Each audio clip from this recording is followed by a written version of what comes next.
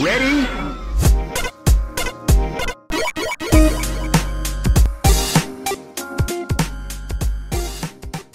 Hello and welcome to Rhythm and Pixels, a video game music podcast. This is episode 27-2, and we are your hosts. My name is Rob Nichols. And I'm Purnell. And every week we listen to great video game music from all consoles and all generations. We pick a topic, we discuss it, we talk about what it means. maybe and apparently I just realized that it's 8:30, which means we rambled so long that we're actually this normally where the still's about to end. Look, I'm not trying to push our Patreon, but we record a prequel episode if you are a member of our Patreon every week, and you can listen to it. And we didn't have one last week because we ended up recording late with a guest, and the guest is in a completely different time zone on a different side of the world. And honestly, it just didn't happen. There's a lot of life stuff going on. If you want to hear about all that life stuff, you can join her Patreon and get all that. There's also cool things. You get a bonus role on our Discord, and you also get a monthly live stream recorded episode. But Hey, save it for the end of the show. Just letting people know. I'm not trying to push it all the time, but you know what? I got some new t-shirt ideas I'm putting out there. And I did make some Facebook ads. Didn't put a lot of money into it, but I'm just saying, hey, got some t-shirts. They're kind of cool. I'm making some. I'm making some Sound Team t-shirts. You're gonna have a Falcom Sound Team t-shirt. You're gonna have a Konami Sound Team t-shirt. You're gonna have a SNK Sound Team t-shirt. If they'll let me sell them, cool. I don't care. What team are you on? Now, if John Pound, the Garbage Pail Kid artist, is listening, and you like, hey man, I want to make an art piece of Purnell and Rob, I would pay you for that. But that's just me pipe dreaming, because I always wanted a Garbage Pail Kid made of myself, and it's never going to happen. But if it did, it would be on a shirt. You keep drawing on Post-it notes, and you're like just throwing it on the fridge.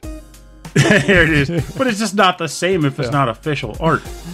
Did we give this? I'm sure if you're listening to the episode now, you realize we've given this episode a title. But Purnell, we didn't really give this a title. So we ended last week's episode having more music than we played because our interview ran long and it was really, really fun. And so we had some extra music. So this could be either like Speed Limit Part 2 or... I figured it was Speed 2, the bus that wouldn't slow down, which is a Simpsons reference. I wrote down Speeding Again. Speeding Again. What was the title of Speed 2? It had Keanu Reeves. Keanu Reeves wasn't in it. Was he in it? No. It was Sandra Bullock. I know that. Was it Sandra Bullock? It was definitely Sandra Bullock. Yeah, it was. That was Speed 2 Cruise Control. That was the title. Cruise Control. It was Speed 2 Cruise Control. You're right, because at the very beginning of the movie, I can't believe I remember this, because at the end of Speed 1, the Speed universe, the SCU. Because there was no time, honestly, for like a relationship to develop, but she makes out with Keanu Reeves and said, you know what, we can have a relationship built on adrenaline, but let's base our relationship on sex. Ha ha ha ha. End of the movie. And then the next movie, she's on a cruise without Keanu Reeves because that relationship didn't work out. And they actually reference the first movie in that way. But again, it's a boat. It's a giant cruise boat. They couldn't stop. Oh, and that's why it was called Cruise Control. Yeah, it's so... That's horrible. So bad. I just laughed at the idea that someone thought, people love the first movie, which I can acknowledge that at least. They're like, people love the first movie. How do we make this happen again? How do we make this absurd premise happen twice to the same person? Willem Dafoe is in this movie. I forgot. And he makes some crazy faces. So if you want some nightmare fuel, look in the Discord chat. Oh, Jesus. That guy is crazy.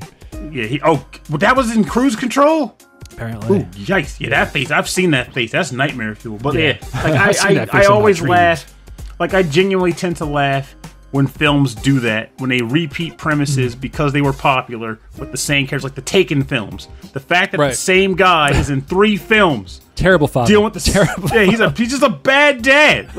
Correction. No, actually, that's me rephrase it. He's a good dad for all the stuff he goes through to save the kid. Sure, but at the same time, there's a crack in the works if he loses his kid 3 times and has to retrieve her from various psychopaths. There should have been one Taken movie, and beyond that, he should have put a big sign in front of his house that says, I kill people who kidnap my kid. Don't test me or something. Something that deters them. I have a ring, and my house has a ring now. I can see when you enter my door. Yeah, people are telling us to put one of those camera ring things outside to see who's taking our signs, and I'm not going to do that. I'm not going to put cameras around. But I was thinking of putting warning signs like oh, we have cameras. Oh, there's a light. But now you're just testing people at that point. I mean, admittedly, one camera is fairly cheap. Like, yeah, I know people. I get to see the kids who stole my sign. Great. What am I going to do about it? Spam next door. I'm going to take my dog. Shame their parents. I'm going to walk my dog. I'm going to take that poop, put it all over the sign. They're going to pick up that sign. Yeah, but now the sign is covered in goose, and now you just shouldn't have the sign. I've been thinking about this today. Like got like a blueprint map set up. Like, okay, a flow chart. If X ties to C, then B clearly means that W is dog poop. Like, no, don't do that. No. We're gonna put like an extra sign out there that says if you take this sign, then we're gonna just put another one up. Donate $50 to. That's what you want to do. But then then they're gonna take that sign too. No, but that's something I would see you doing at least. Like that at least makes sense. I was gonna double down on the signs and just have like extra, like try having like extra flags and things, and like, because I don't know, man, like people need to like wake up around here. This neighborhood we're not in the sticks, you know. Got a bunch of little Susies and they need to wake up. That was like, Purnell, man. I don't know where these lyrics are like floating around in your head somehow, and you kind of pluck them out. I mean, if I'm able to understand Garbage Pail Kid name references, I should be able to pick up some song lyrics here and there too. It's part of the trade. So I love how listeners are like, they haven't even gotten to the topic yet, but this is normal for us. Speed 2, Cruise Control. Last week we had Mattia Malatistinic, and nailed it. His name isn't that hard. I mean, it really isn't. Granted, I typed it a billion times for the website and for everything else, but Malatistinic. Mattia, the composer of the indie game Speed Limit, was on our show last week. Really cool game, fast-paced, action-packed. His soundtrack is frenetic and crazy, super fast. I'm really into it, and I chose music from games that were that this game took inspiration from, and I'm going to do more of that. I think. And in my case, I was just like, speedy stuff works for me. Yeah, just speed stuff. Speed stuff. As they would say in Initial D, speed lover. Game's not over. Throw back a bottle of beer. Aye. Whoa, baby. That sounds like it's like a Married with Children reference. Whoa, Bundy. Whoa, baby. Whoa, baby. Whoa. Oh, mercy! Whoa, mercy! As awful as it was actually genuine. I never watched it. I never watched that show before. Like when it was on, I think I was like young enough where my family was like, "No, that's not for us," and we never watched it. It's an amazing, when you really lay it out on the table, it was an amazing show. Like, not everybody likes it because it was very lowbrow. Yeah. But for the time, it did what no other show on TV did. It was like one of those shows that was like, it was like the anti-family show. Kind of like how the Simpsons was like that too, kind of. Yeah, originally, yeah. Married with Children was live action, yeah. And it was like the anti-family show where it was just like, this is a family. And yeah, they do have each other's backs sometimes, but they're actually a very lowbrow family. Al and his wife are not particularly in love with each other. The kids are bad. They're not good kids. They're not teaching any moral lessons on this show. And yet somehow it works. Like, it works very well because not every family is perfect. And not every family is like trying to teach other families on the block a lesson every week. It's just, this guy likes beer. All right, I like beer too. I'll watch this show. Why not? You know, we're all bad. We're all bad. There's just degrees of bad, and also it's a TV show. Come on. And also Michael Jackson was a good dancer. He was on. He's on a new show. The guy who played Al Bundy. What's his name? He was on Modern Family. I don't know if that show's on anymore. I think it went off the air. I don't know. It was on for a long time. He was funny on that. Oh yeah. For as much as I watched that show. Ed O'Neill is a good actor. Ed O'Neill. Thank you. Ed O'Neill. Ed O'Neill. All right. Tell me. Okay. This comes up all the time. I don't know why, but Christy always thinks of this name when we're trying to think of somebody else. And you know who it is. Craig T. Nelson. Yeah, from Coach. Coach, yeah. All right, cool. All right, I'm glad we got that figured out here. I'm glad you're on the level. Yeah, I know about old 80s and 90s TV. So, look out. When I worked at Funscape, which was like the big arcade entertainment center, we had like this movie theater, like kind of movie theater that you would sit in and the chairs would move, and it was called, I forget the name of it. It was like, I forget, the Cyclotron. It was like a 4D thing. Like one of them was like it was like you were watching Top Gun and the chairs would move. And but one of them was race car driving, and there was a little TV. I can't believe I'm telling this whole story, but I'm gonna leave it all in. There's a little TV that sat outside the movie theater, and it was nonstop. It would just loop playing previews of the movies, and one of them was, "Hi, I'm Craig T. Nelson, actor and race car driver," and I heard that on loop, I wasn't over and over again. I wasn't interested in this ride before, but now, oh baby. I can race with Craig T. Nelson. Even back then, he wasn't special. I remember because when you exited the theater, it exited into the lower level of the arcade, which was all redemption games. And the kids would run out of there and go crazy and trip on each other. Just picture a person who's like, his name has to include his middle initial for his star name. Hi, I'm Rob Q. Nichols. Or let's say you're a sci-fi writer, and you have to have two middle initials that are R. George R. Martin. Revolve in reverse. Revolve in reverse.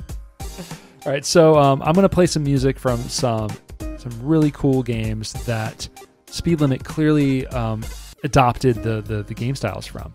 So this is a song from the game Super Hang On. This is from the Genesis, because there's an excellent part of Speed Limit in which you just jump on a motorcycle and you're just running people off the road trying to get away. This is called Outride a Crisis, composed by Koichi Namiki, Katsuhiro Hayashi, and Sachio Ogawa.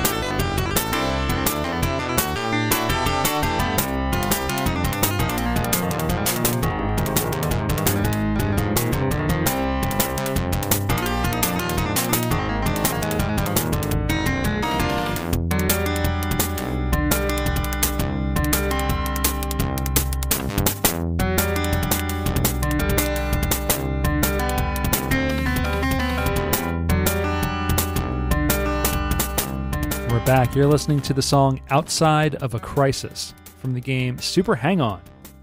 This is from the Sega Genesis, and it's composed by Koichi Namiki, Katsuhiro Hayashi, and Sachio Ogawa. And yeah, once we hit that keyboard solo and those chords, man, the chords and the chord changes in the song, it's emotional. This is an emotional bike ride, Pernell. You better hang on, because you're going to start crying.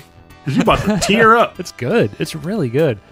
I agree. Like I was joking I was joking, but also kind of serious in the break where I was like, I think this may already be the pick of the episode. I'm glad you haven't heard the other choices yet. Yeah, it's music like this makes me think like if this were composed on the Super Nintendo, it wouldn't have that same feel to it. It just wouldn't be the same. Mm-hmm. You need the clarity of these sounds, of these keyboard sounds. The bass sound is a little farty. I gotta say, it's a little squelchy, like bleh kind of sound. A few too many beans. Yeah, it's just too much like distortion or something to it. It could be too many legumes. Yeah, legumes. But I mean, this is the Genesis. They could have done a deeper bass. You know, we have the technology. Oh, no. Yeah, it could have gotten low, but during that solo, when it moves into a key change during the solo, it's awesome. Yeah. I don't know, man. I've been thinking about this song a lot lately. And for good reason. Yeah, it's nice. I was never good at these motorcycle games. We were talking about that too, where you were saying like, how are you ever supposed to get a time extension? Sometimes what am I doing wrong? And the thing about it is, like, it's not even just like, let's say for example, someone could be playing Super Hang On, and they could be crashing the cars and stuff. I'm like, okay, maybe next time I play, I won't crash into so many things. That's one thing. But in these kinds of games, theoretically, you could also have a run where you crash into nothing and you feel as though you're driving like you're supposed to, and you still don't get enough time. Because apparently maybe you just weren't driving fast enough or something. But the problem ends up it becomes hard to even gauge what you're supposed to do, because you're like, I'm doing all the right things. I'm not crashing into anything. I'm hitting all the turns. Yeah. But I just don't make it in time. What am I supposed to do?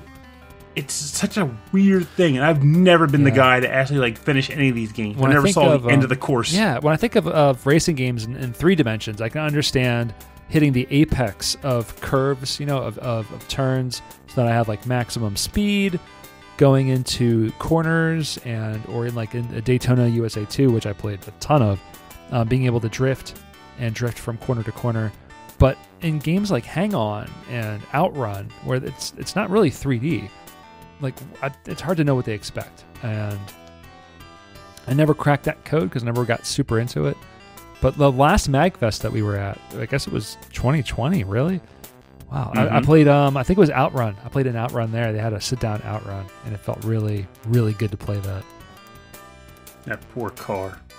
Didn't even know what was coming. Just flips over all the darn time. I'm like, yeah. If you're lucky. I was thinking, like, you know what? I'm probably going to get every disease known to man, but I'm going to sit in this car, and I'm going to play this game.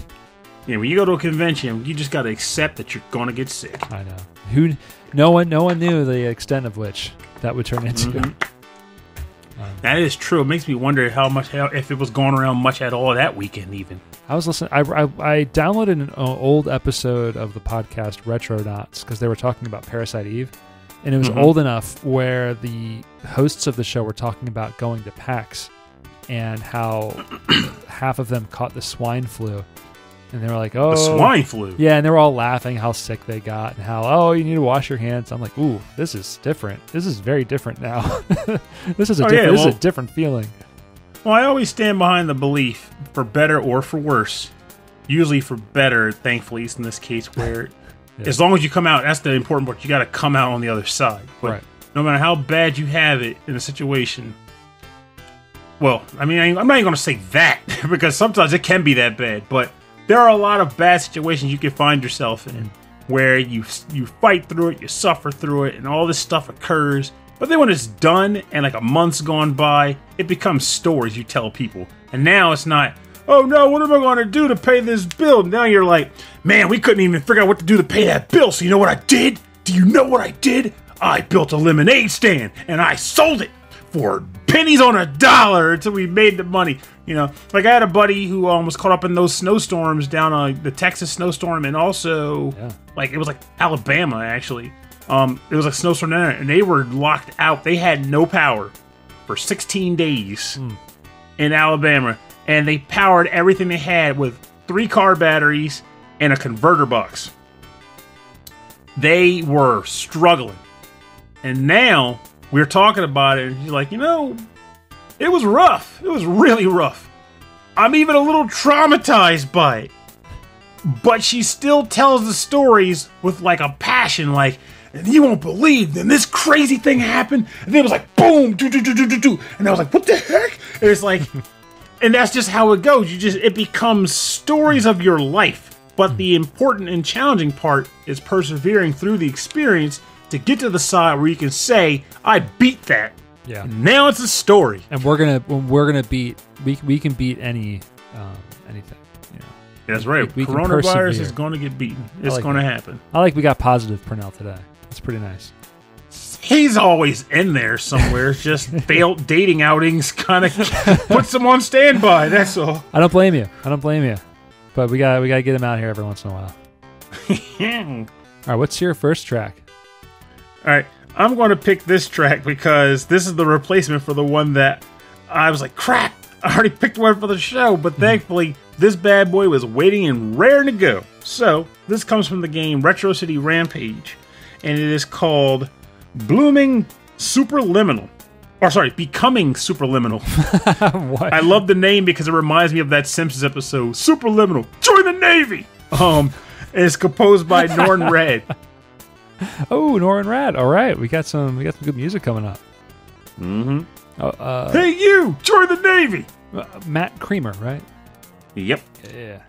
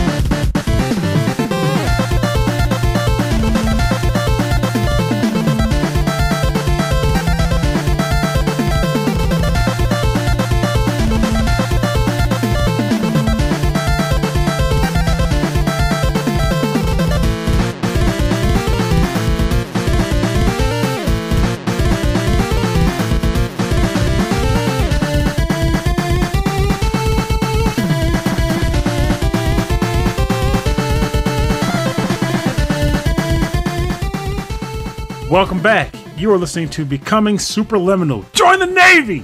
Composed by Norn Rad for the game Retro City Rampage. That's good. This is good. That kick drum is doing some work in this track. Let me tell you. That thing is going really nuts, is. Man. This is going to have people breaking the speed limit and then some. I like Retro City Rampage was a great game in and of itself too. Like really the only fault it even had was that it had all kinds of cool unlockables, but you couldn't see most of them because the sprites were so tiny. But the gameplay was solid as a rock, and the music to match. Oh my god. I was so glad I was like, yeah, do that thing. Like when I'm really stumped for a track for the episode, I need to think of a track. I need to think of a game that would have the beats I want for this episode. I just go to the room and I'll spin around, just look at the shelf and do. Gah! that one has the tracks for this episode, and it was Retro City Rampage. Let me go dig in the cracks, see what I can find. And oh boy, this track is a boomer. I like that. Like when we have a topic, you're like digging in the crates. You know, you're going in, looking through all the games, but you're not the crate. You're digging through the CDs and the carts. Yeah, it's fantastic in that way because like that's the downside to that, of course, is like if I get to that situation, that means that I might be in a situation where like, oh, no NES tracks for me because for me to do NES digging would require me to dig them out of a deeper box or even hit my emulation station. But like as far as like anything from the Super Nintendo up, anything I owned ever, I still have it, and it's just sitting on the shelf in here somewhere. Just gotta look at. This song could really easily be way too repetitive, but he throws in that really cool solo with all those cool pitch bends, kind of a bit of the ways through, and then he does a separate solo and then a bridge back into the loop. But that second solo is crazy cool. Like, this is a really clever track. He's really mastered this composition style, like composing with this software or this. Like, I love it. Oh, with this sound, whatever he's using, but it's really neat. I'm really into that. It's not relying on sounds that are common, or tropes of like the arpeggiator effect and this and that, but like it's just really fun, really cool music using this sound. And also for those who are listening, it's like, oh yeah, Retro City Rampage. Like, don't forget, there's also Shakedown Hawaii out there too for you to dabble into, which is like a pseudo sequel. Actually, it is a sequel to this game. Now I think about it, I forgot because it's the same guy, but he's old, and is like his son is like a degenerate and all kinds of stuff. But so I don't know these games. These are kind of like it looks like Grand Theft Auto. That's exactly what they're meant to be. They're meant to be like the old 2D top-down Grand Theft Auto games. Oh, okay, cool. And they're freaking great. Yeah, I liked those. I played those a lot. I remember being like, wow, it's fun and violent without, but it's so pixelated and small, you don't really get that. How violent it's just goofy fun. Like we used to have matches, like we used to have like multiplayer matches where like we're trying to hunt each other in the city, but then you set up these crazy multi-car pileups to block the street so the guys chase you and they come around and you cut the corner and they slam into the pile of cars you left waiting for. Like, what the heck? And then you have to get out of the car and say, gotcha, sucker! You just run them over. It was an innocent time. An innocent time of fun and frolicking with violent but not, visually just having crazy fun. games. Just for funsies. Just having fun and hitting our friends with 2D cars. Good lord. Yeah, I think things have certainly changed, haven't they? But let's go back to another time, back when, America was at war, but we were still having fun with it. This is Jungle Strike for the Sega Genesis. This is a helicopter action game. And brought to you by Topps Gulf War trading cards. Yeah, right. I think this was this wasn't Desert Strike, but there was a whole Strike series, and this is Jungle Strike, and this is from Electronic Arts. The song we're gonna listen to is called Night Strike. It's composed by Brian Schmidt. Surprisingly, no picket lines. Yes, surprisingly.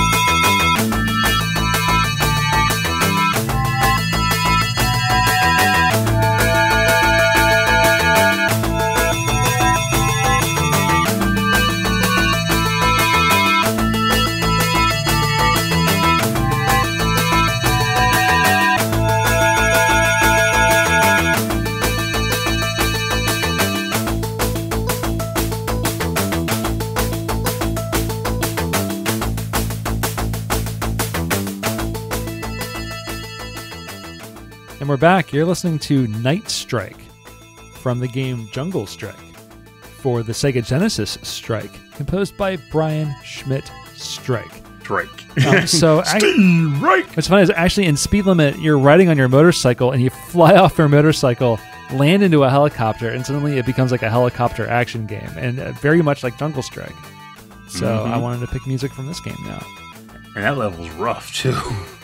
Boats shooting you from the water, crashing the bridges. Yeah, it's all over the place. There was a game for the Atari called River Raid.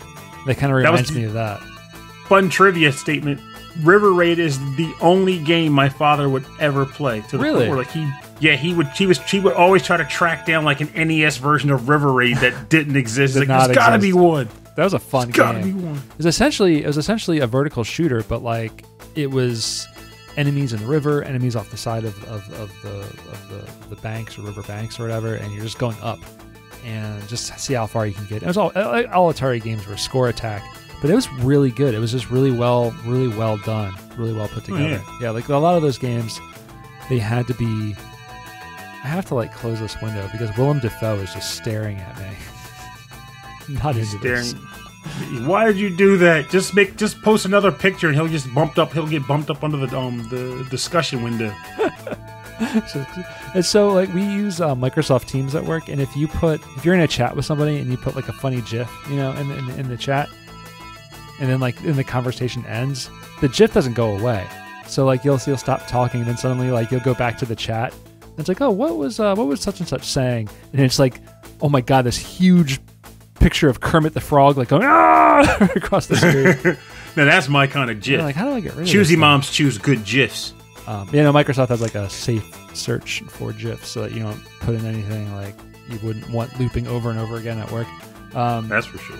I never played the Strike series. I want to say that I maybe tried, but at the time when I was younger, all I wanted was like kind of instant action gratification of like games like Gradius or games like Thunder Force, but not Jungle Strike. I was a little less interested in. Cobra Command. Actually, maybe I'll go back and play that someday. That was my jam. Cobra Command was a game that my dad tried to buy because he hoped it could be like River Raid, and it wasn't for him. I love the story of your father like chasing the high of River Raid. He never found it, which blows my mind because I'm positive that there have been plenty of games that have improved upon River Raid, and yet it just didn't happen for him. But thankfully, his search did lead me to Cobra Command. Which was Cobra Commander. I have to look it up at some point because I feel like I'm confusing the actual name with the freaking G.I. Joe boss. Something else? NES. It was NES. You were a helicopter pilot and you were flying from left to right, sometimes right to left, and the whole purpose of the level was to save all the hostages. Yeah. And sometimes you would like blow open like stations that would lead you underground to like secret depots that had like tanks and stuff and more hidden hostages.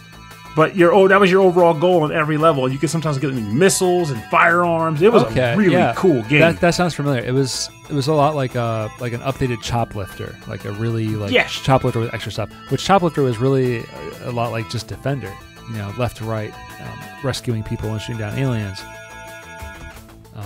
See, now I gotta look it up. You gotta figure this out. I do, because I feel like I'm confusing the name. Nope, it actually was called Cobra Command. That is the right game. Okay. And it just threw me off because I'm like, am I confusing Cobra Commander from G.I. Joe with the name of a game called Cobra Command? Yeah, nope, it's a real game. It's got that similar title. I like how I'm just picking music from these games, and you're like, no, I'm going crazy. So we have these little interludes between crazy music and kind of chilling out. This one's got more of a chill vibe. I guess it's supposed to be like a nighttime mission, undercover. Hey, you, grab a nap. Grab a what? I love that you stop. I said, hey, you, grab a nap. Because you were saying, I'm lazy. Still talking. Oh, I thought, okay. Sometimes. Chill. Yeah, no, you know what? I've been tired lately. Hey, trust me. I feel you, buddy. Mm-hmm.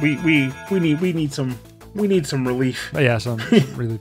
I went running the other day, and I was like 5 miles. And then I went running yesterday, but I only did 2. But I was doing sprints when I got there to the park. So like a mile out, and I would just do sprints back and forth on the basketball courts. Because, no one's playing basketball, so I'll just go. All for Silas. It's so different. Doing that level of running compared to like distance running, it just wears me out, and I can really feel it on my legs. I'll run like 10 miles and not feel it the next day. but like just doing sprints for 20 minutes, it just kills me.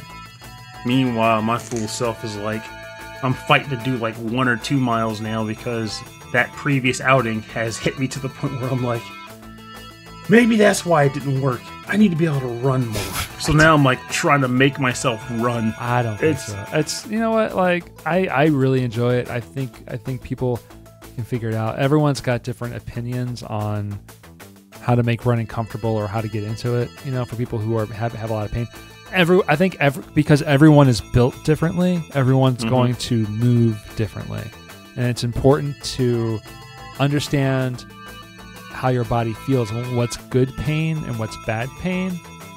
There's your end to remember, folks. So, I mean, I'm also talking to you, you know, like because at this point you've been exercising and pushing yourself long enough. You know what's good pain and what's bad pain.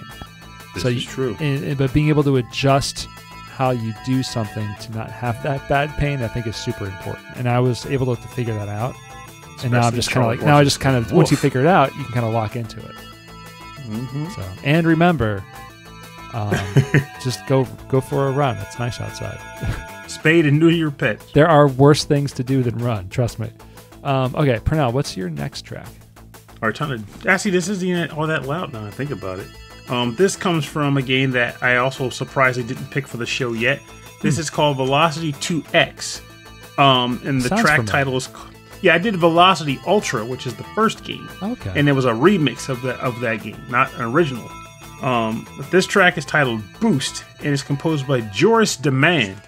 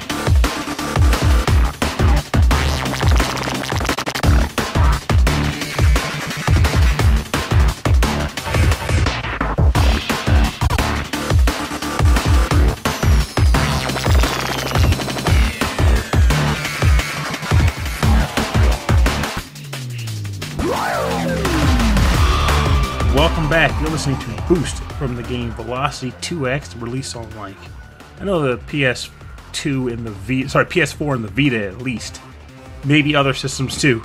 Composed by Joris Demand. I have always been a major proponent or a major fan of the Velocity games.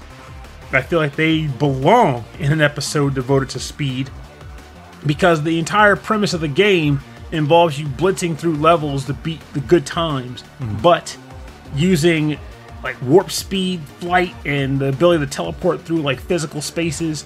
But then Velocity 2X added an added dimension where sometimes the ship would have to dock in space stations, and then you have to get off the ship and then run through the space station, like shooting stuff and sliding and dashing across the environment to get to the exit. It's got such a cool style. This game is really neat.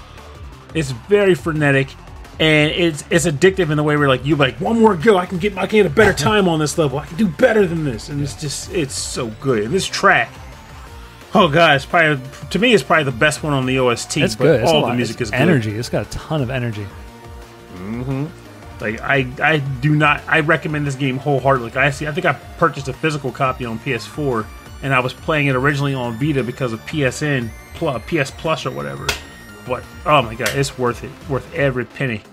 Buy it, play it. I'm not paid by Sony to say this. It's good though. Oh. Yeah, just go get this one. Just go do it. Trust Purnell. Do it now. Trust Purnell. Do it now. He wouldn't steer you wrong. If you were running for mayor, I'd vote for you. He'd vote for you. I mean, he'll be your best friend, right?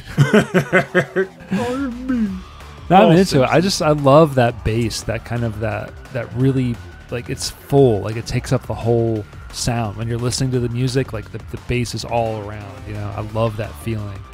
And it just kind of bends up and down. It's just great. Of course, now I'm like, love this peeling. You've lost that love and peeling. It's all. I tell you, it's all about friggin' it's all about like Guitar Freaks. Old references to Guitar Freaks. Oh right. Mm-hmm. I was watching footage from, was it Dance Maniacs? Yeah. No, I'm sorry. It was the wrong Bimani game on the wrong system, you know what I mean? So it was like someone was playing DDR on a Guitar Freaks machine. Whoa! Like it was just weird stuff. People hook up wrong stuff to the television and the screen. And I was looking at an old Guitar Freaks machine. I was like, oh, I remember that game. It's surprisingly still okay, but it's not as fun as I remember. But it's still okay. I feel like they had to adopt what they did in Guitar Hero and Rock Band in order to sort of be like, right, that's how you do it to make it fun, you know. Well, that's the thing, though. Like the whole the framework was there. They never adapted to it. Like Guitar Freaks was coming out, and Red Octane was releasing knockoff controllers that you could buy in America to play the import game, which is what we did. Even then, and our controllers had 5 buttons, and Guitar Freaks used 3. Yeah. And you're like, well, I mean, not just does that mean Guitar Freaks are going to add more buttons, and then eventually Guitar Hero came out with 5 buttons? Like, see, it's not just the 5 buttons. It was like in Guitar Hero, it was like there's only 5 notes, but we're going to emulate what it's like to play all of these notes, and some of the notes you didn't have to strum. You could hammer on, and it was much more technical. But original Guitar Freaks was like, you know what? Let's make Beat Mania on a guitar controller. And so you were just like hitting the strum bar over like as fast as you can, just to keep up with any of that. Yeah, the hardest songs were just a nightmare to play. It was almost like Parappa the Rappa, like where the hard ones were like kind of out of sync, and you had to smack the X button as fast as you could. I don't know why I said that. But then later you just learned with Parappa the Rapper that you didn't. Like, you would see like the X button 12 times. Like, okay, I just need to hit it 5 times within the rhythm, and I get more points than if I hit it every 12 times. Yeah, exactly. Like, such a weird game how they scored it. I know, but in my mind I was like, I just wanted it to sound good. You know, I didn't care how it scored, but if I got it to sound good and it still didn't score well. X the crack in the bowl. All right, my last track is, where is it going to come from? Parappa the Rapper, of course. From. I'm going to choose Afterburner. Afterburner 2 for the arcade. Burn harder. Gotta keep up with the Sega. Keeping up with the Sega. This is the Final Takeoff, composed by Hiroshi Kawaguchi.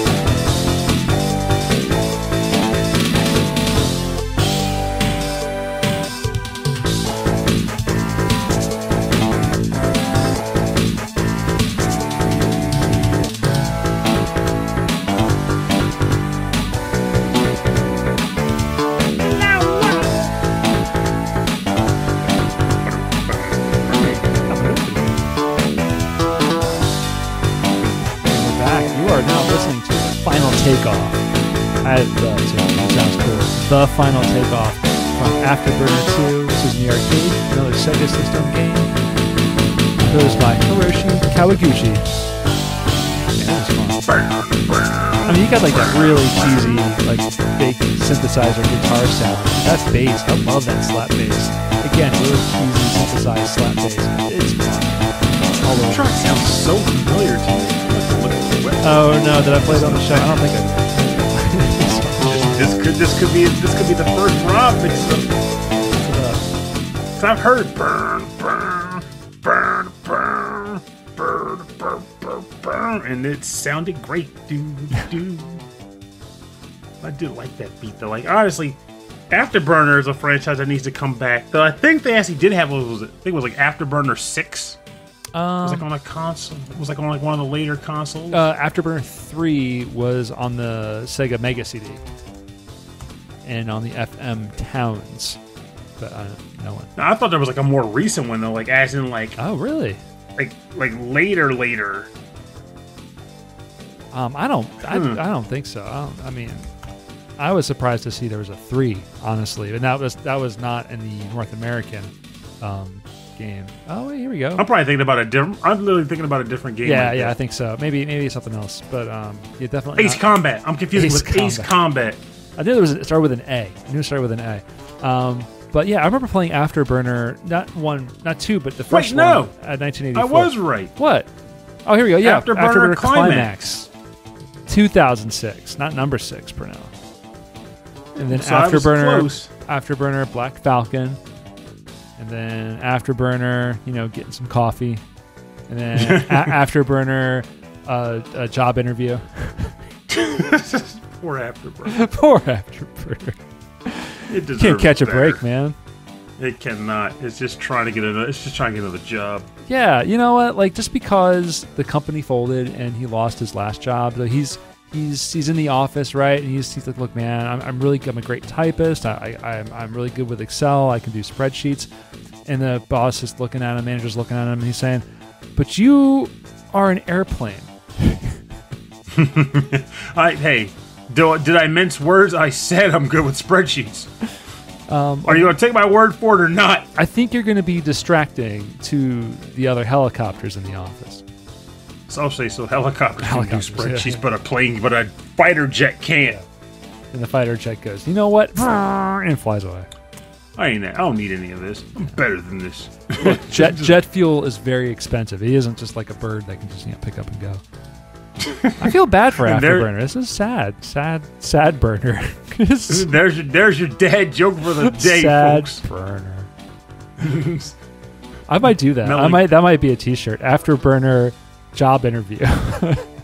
Satterburner. All right, what is your? I think we're on your third track now. Sure, and it is a good one.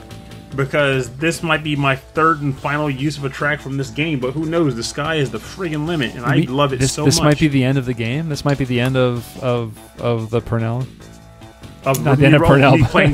Me playing tracks from this game. Okay. Maybe we'll see. Yeah. But this is the game Hypervoid, which I was again reminded of because somebody referenced the game from the SNES called Hyperzone recently. I'm like, wait, that reminds me of Hypervoid. Anyway. Hyperzone was a game I played a lot back in the day, too, or a little bit, because somebody had it. Anyway, I'm digressing. Yeah. Tangent and Purnell, that's what I do. Anyway, the track title is called Discard, and it's from the game Hypervoid, and it's composed by Kamel Bushnaq.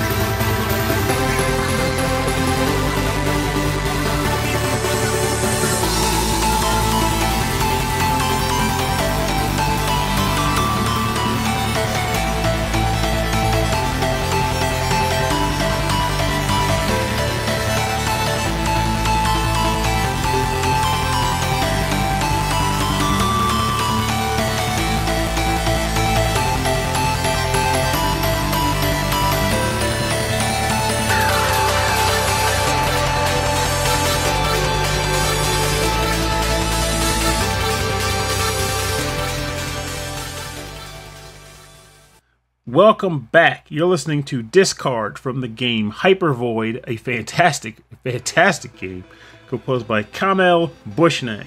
It even was an inspiration for me trying to make a dialogue of conversation on like a website on Rhythm and People's chat recently. So I was like, I wonder, because people seem to associate like difficult games, like in the sense of like, I picked hard mode.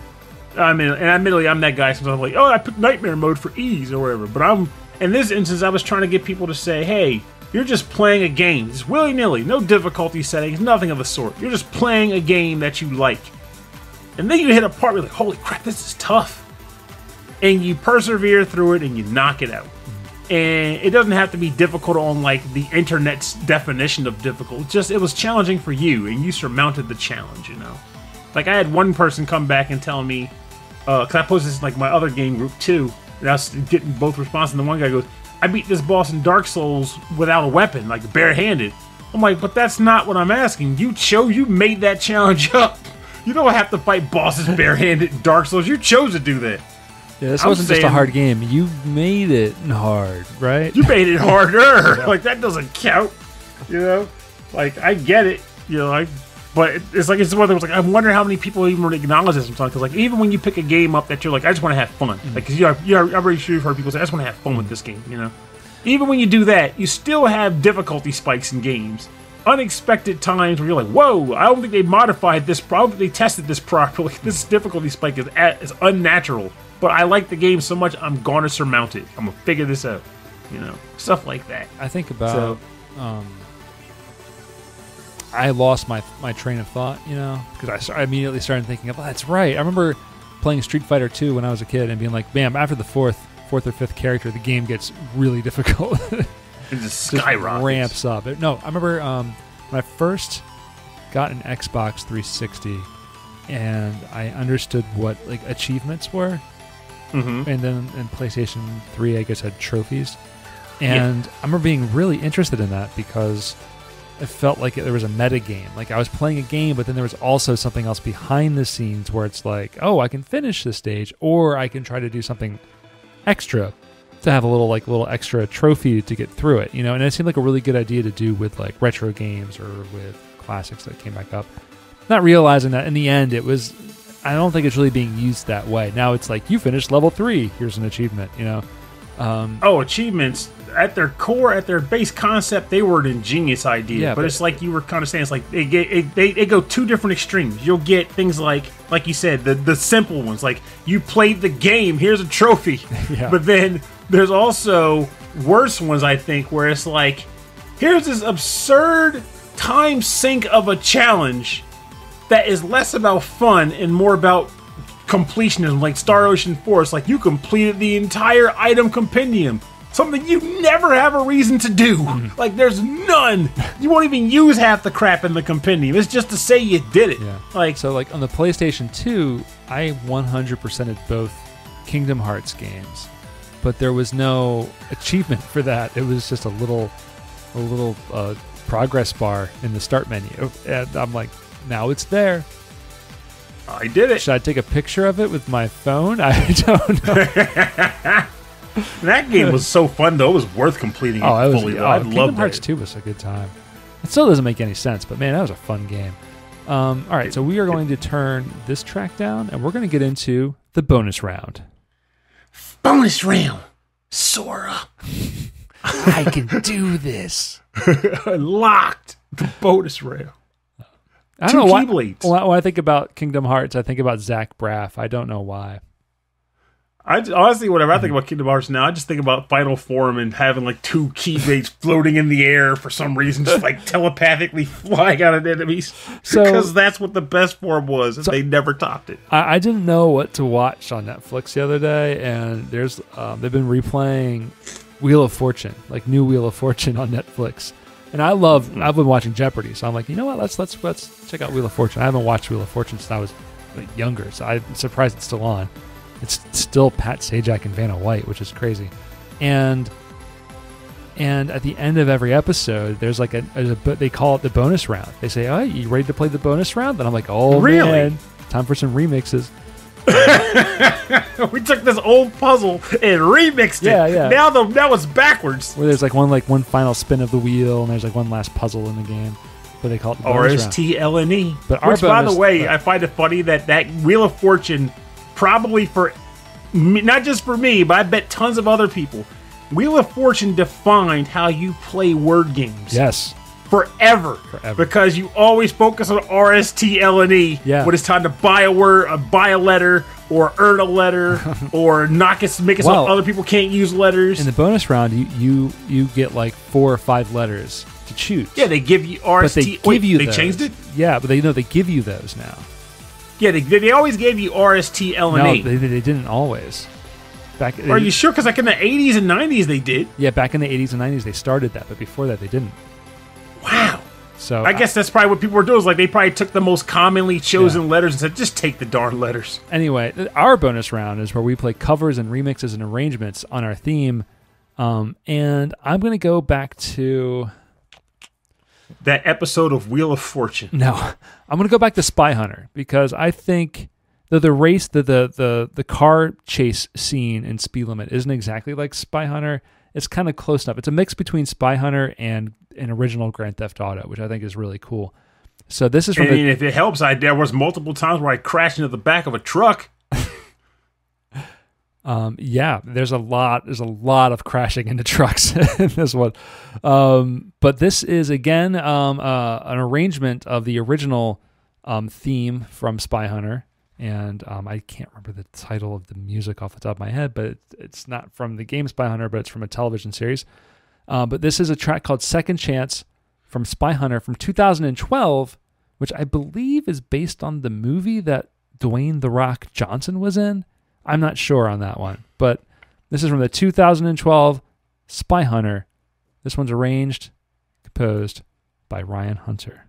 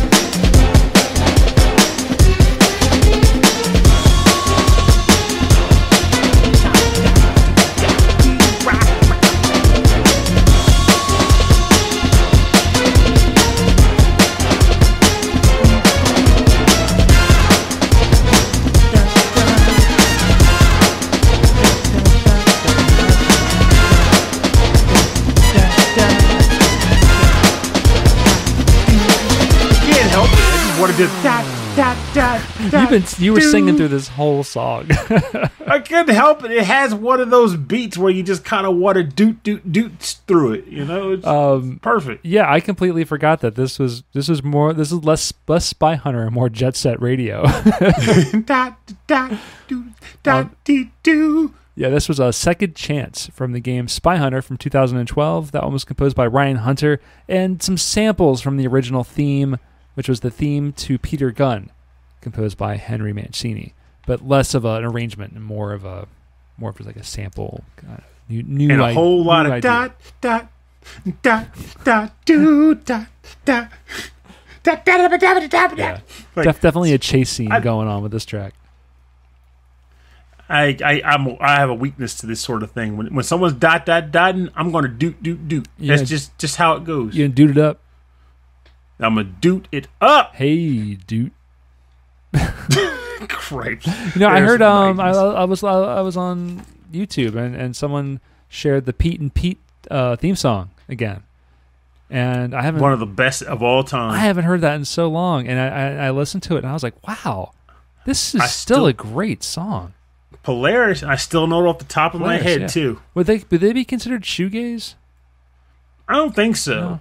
I don't think that's shoegaze, but maybe the band has some tracks like it, but I don't think the Pete theme song would be. Oh, okay. It's mighty strange.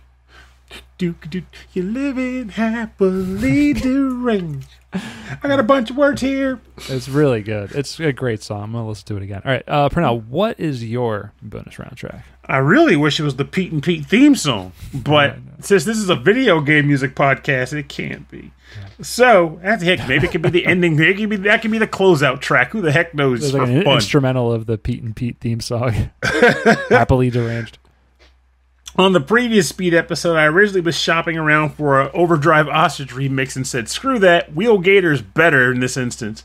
But since we decided to complete the actual topic as a whole, I figured I had a second shot at this. So I'm going with this Overdrive Ostrich arrangement done by the artist Vurez, or I think it's Vurez.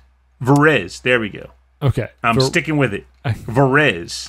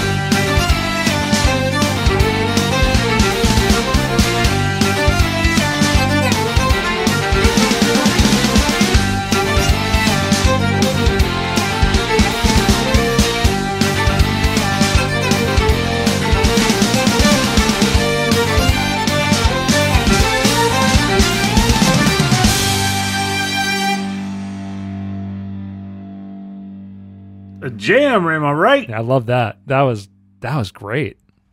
Yes. Did Overdrive Ostrich all kinds of justice. So that was the Overdrive Ostrich arrangement from the game Mega Man X2, remixed, arranged by Vurez. Vu. I was saying Vurez. I had to say it. But yes, this blew my mind when I heard it for the first time. I was like, yeah, I gotta go with this. This is really good.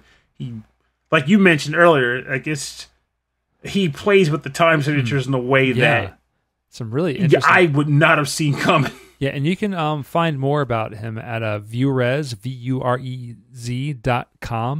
and they have a lot of arrangements from games I wouldn't expect. Abadox, TNC Surf Designs. A Thriller Gorilla, baby. Yeah, that's amazing. And Clash of Demon Head, of course. That is really neat. Yeah, so go to that, and the website is very simple. It's like, here's my music, download it. I love that. I love how you also said, and of course he has Clash of Demon Head, because everyone does Clash of Demon Head. I mean, like, yeah, Clash of Demon Head's awesome, right? You know, but like no one's thinking about TNC Surf Designs. But of course. Of course, Clash of Demon Head. Anyway, everyone knows it. But for more information on the bonus round and for more information about these artists, go to rhythmandpixels.com. We'll have links to all of the artists' Bandcamps and SoundClouds and their websites, everywhere where you can go and get the music, buy the music, and support all of these artists.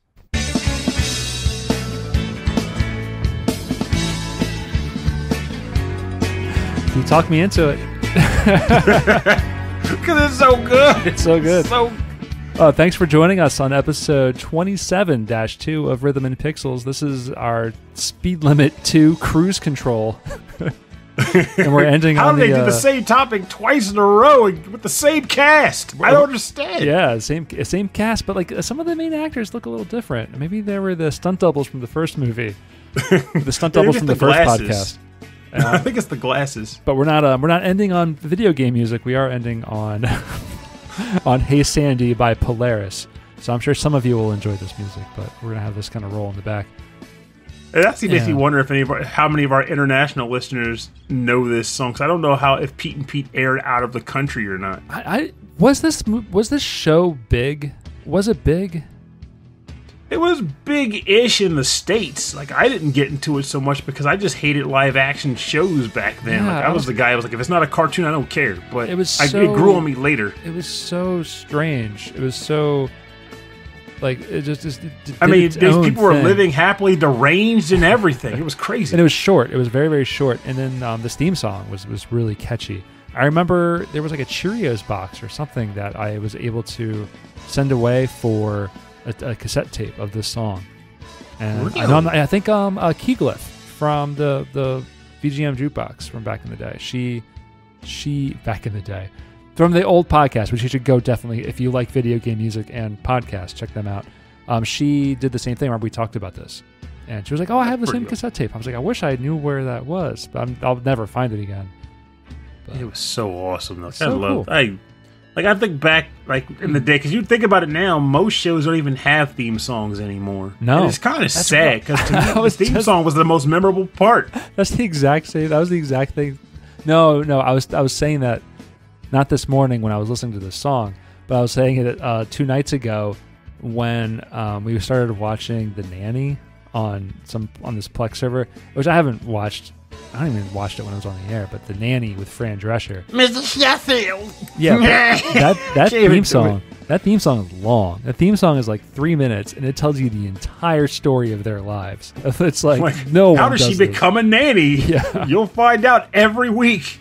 They do not. It's not abridged. It just goes, and they don't do that anymore. You don't really get that. We don't get Mr. Belvedere drop kicking jackets like we used to. Now it's just here we go. Next episode. Let's start this thing. New more. And the thing is, it's not even room for advertisement because a lot of these shows just go right to like Netflix or something. Yeah, so exactly. It's not even that. But there's no commercials. Right? There's still commercial breaks for some of these shows, just because it's nice to have like set pieces in television shows where it's like, okay, here's a scene. There will probably be a commercial in between, but we're not going to do a commercial. They should at least do like an eye catch, like after these messages, Bones will be right back, and it's like just wipes off the screen.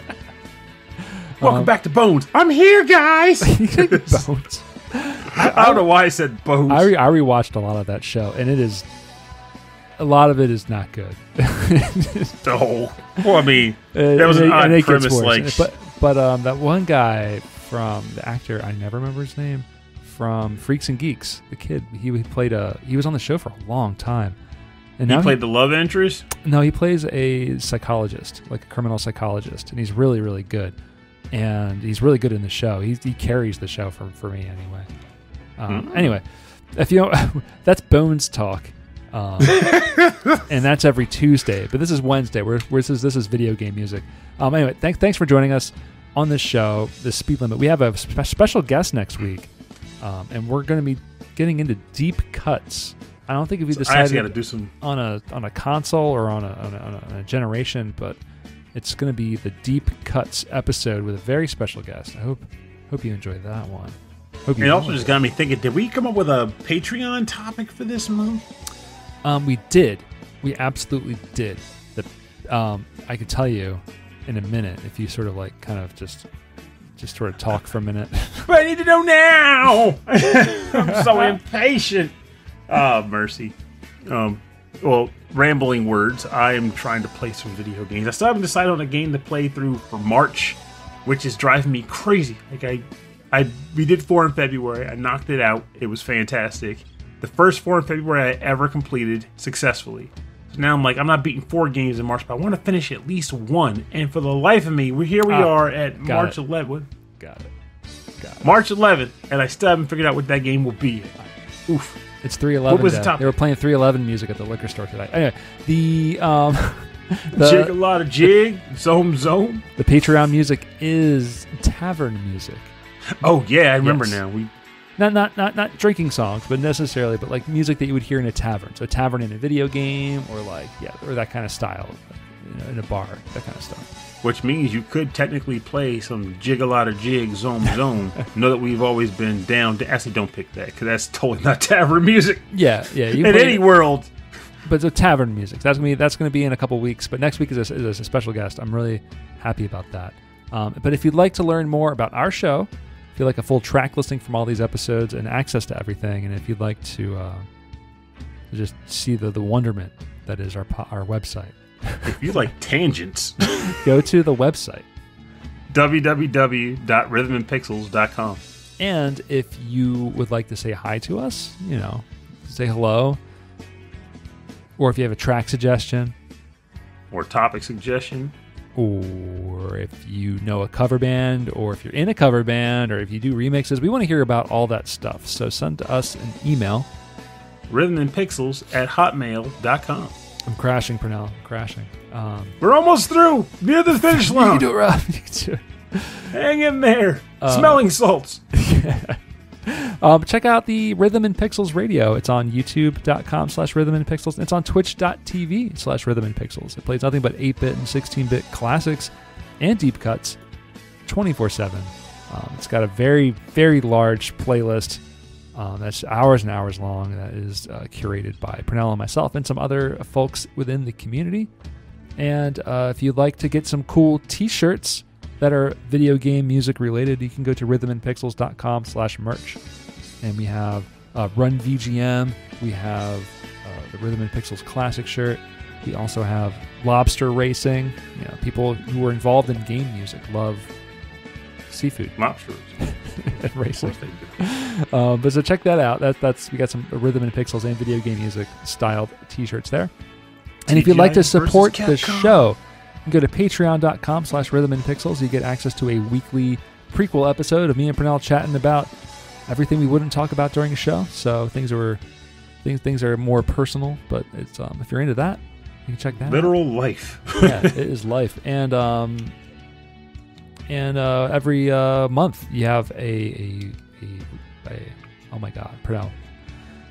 You're struggling right now. I'm like crashing out. We every month we do a live Patreon recorded episode. So it's a live stream recording of a regular episode. And we also like to thank all the top tier Patreon members at the end of every episode. So we start with Frankly Zappa. Thank you so much for the kind words. Mike Myers, Vashin8060, That Nick Walker, Ed Wilson of the VG Embassy, Mats Holmqvist, Michael Jennings, Davy Cakes, Justin Schneider from XVGM Radio, Sonic Medley, Taco, Harold Howard, Dave Taylor, Reinhard Selkova, Andreas Mielberg, Dan Loughton, Sleepy S'more, Steve Miller, The Autistic Gamer 89, Cameron Werma, Christopher Senstrom, Bobby Arson from One Up Funk, Wicked Sephiroth, Carlos from the Heroes 3 podcast, Michael Bridgewater from the Forever Sound Version podcast, and Brian Pitt. You were really pushing. And if you didn't even get the Kung Fu Carlito, you was like Carlos. And remember, if consult your doctor before you take Rhythm and Pixels. You may experience these symptoms. Frankly, Zappa, Mike Myers, Vashin86. Medication. Anyway, thank you very much, all of you, and many others, for supporting our little show every week. It means a lot to us. It means that we can kind of keep hosting our show on the internet, and we can keep improving our equipment in the show, and eventually going to present the podcast live at conventions like we used to do. I look forward to doing that again. Yeah, it was always fun. Like going to Too Many Games or Retro World up in Connecticut. And just me and Purnell jet-setting around the globe. This tiny chunk of globe. Yeah, this little... It was fun, though. Like, it genuinely was a good time. You get to interact with people directly. Yeah. Just on-stage anxiety being made to manifest as enjoyable fun. It's Yeah, I have a feeling next year will be like a big time for these events, and so we would gotta be ready. Whatever MagFest is called, or if it's still called that, next year we will probably be there, doing something really stupid. That's the best way to do things, is stupidly. I'm in. Yeah. Anyway, thanks everyone for enjoying the show. I hope you enjoyed it and listening, and we'll see you next week with a special guest for 27-3. But until then, my name is Rob Nichols. And I'm Purnell. Good night. Go to bed. Ambrosia. Rob's like, 'cause I'm going to bed. And remember, perseverance is key to any pursuit worth pursuing. Frustration, failure. Oh, yeah, they're all in the cards, baby. If you're looking to do something that is worth doing, chances are, unless you're some sort of savant or just gifted in that regard, you're going to fail a few times. And failure freaking sucks. It burns, it hurts, it makes you want to eat, durian fruit as retribution for the frustration that comes with it. But know that it's worth hanging in there if it's something you genuinely want, because it just makes the eventual success that much more, gratifying, I guess, is the good word for it. Feels great to succeed after after many trials and tribulations. Though obviously, succeeding immediately is also really awesome. But there's something to be said about, just like I said earlier in the episode, about, it starts out being a pain in the butt, but then when you succeed, it becomes a story. Like, man, I had this really bad attempt at this thing, and then, whoa, this sucked. But then, success, baby. So, hey. It starts out frustrating, starts out a pain in the butt. It becomes a story. And hopefully with a happy ending. So keep going, keep trying, reach for that star or that jar of Skippy. Because, man, I love peanut butter. I haven't had a peanut butter and jelly sandwich in a long time, actually. Or a peanut butter and marshmallow sandwich. So good. I almost had one today. I almost made one today. They're so damn good. Fluffernutter. If you never had a Fluffernutter sandwich, there's a second bonus. And remember, eat a Fluffernutter sandwich. They're good. They're really good. Oh, man. That's the episode.